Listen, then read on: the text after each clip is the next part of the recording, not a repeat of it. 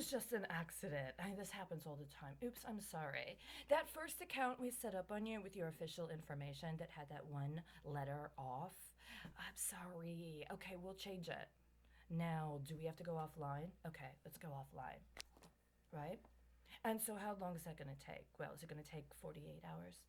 Is it going to take 72 hours? Because usually what happens is by the time they get that second account opened up, it's way, way, way too dangerous and contrived for me to even stick around. So not only do we have the first account, we have the second account too. And then that's where my partner gets in, or rather my former partner. I looked up today on the OFAC sanctions list. There are 165 people that have the same last name she does. Some of them actually went through or had an association with what is now a country that is part of a regional or ethnic area that she told me her family came from, at least part of her family, right? And it turns out a number of them have a special characterization, including the old man. There's a person identified by OFAC as sanctioned in connection with designations as a terrorist. That is the old man. And he has the last name of my former colleague, who, by the way, has the same first name as a broker at a major investment firm that is constantly pinging in the background, right? There are 0 people on the OFAC sanctions list whose last name is Crouse. 0, regardless of how you spell it. There's 0.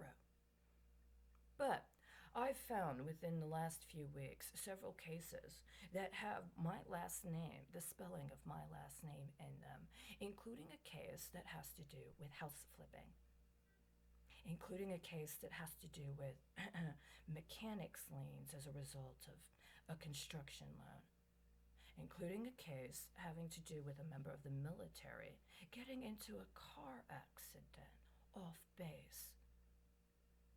All of these cases are from before either I was born or I was old enough to drive.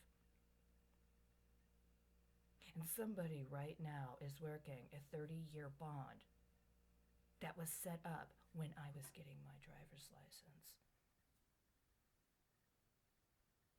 Now, I've tracked how all this stuff that's been happening this summer is connected to numerous reissues by Treasury specific to a bond, a 30-year bond, issued on my birthday last year.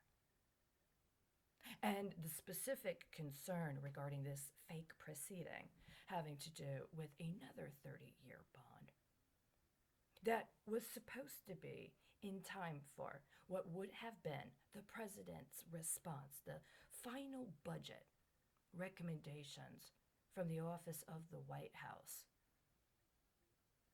But that even had to get reissued just as recently as the last week. The problem I'm really having here is that this setup happens to fit a paradigm that was outlined as part of an actual literal bust that occurred in connection with an SNL here from Dallas associated with recruiting people in a systematology that is also connected to operations that were mentioned by Gary Webb in his expose of CIA and cocaine when it came to events related to the outroll of the crack epidemic. Except now we're not dealing with crack. They literally did that, you know. I didn't know that's what they did at the time. I knew they were setting something up. They literally set it up to create a business model based on a bust of a cocaine trafficking syndicate working with the CIA. Now, it didn't go through because I got mouthy, and I didn't do my role as a grateful tenant at Sufferance when they were trying to discredit and disimprove the homestead. See, I contend that when you bust the door down because somebody was locked out for trying to solicit sex acts from a minor, that's the opposite of making an improvement on the homestead. And when you wait over a year to replace the door and instead commit yourself to fire hazards, that's also the opposite of making improvements on the homestead.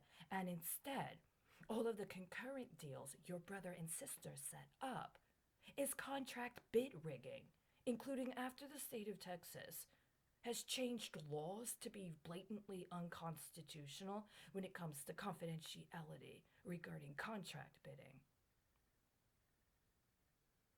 I want him out. I want him arrested. I want his brother arrested, his sister arrested. If his mother's not actually dead, I want her arrested.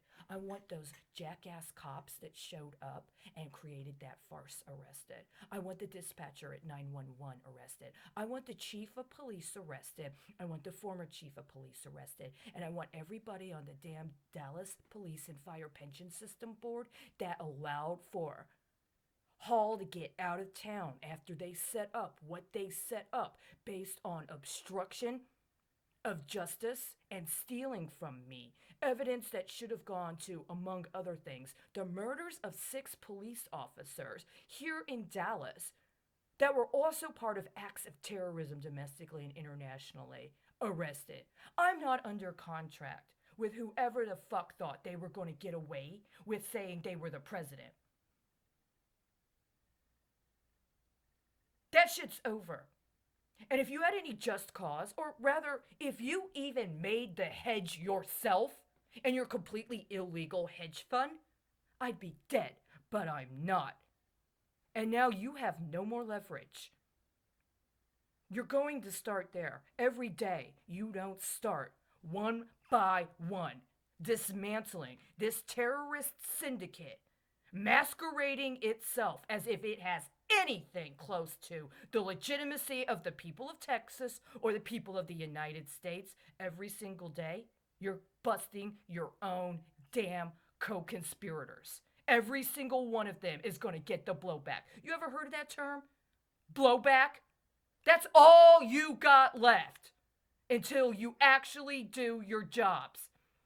You need to stop trying to make excuses for accepting the derelict command authority of people who only commanded you to your own demise.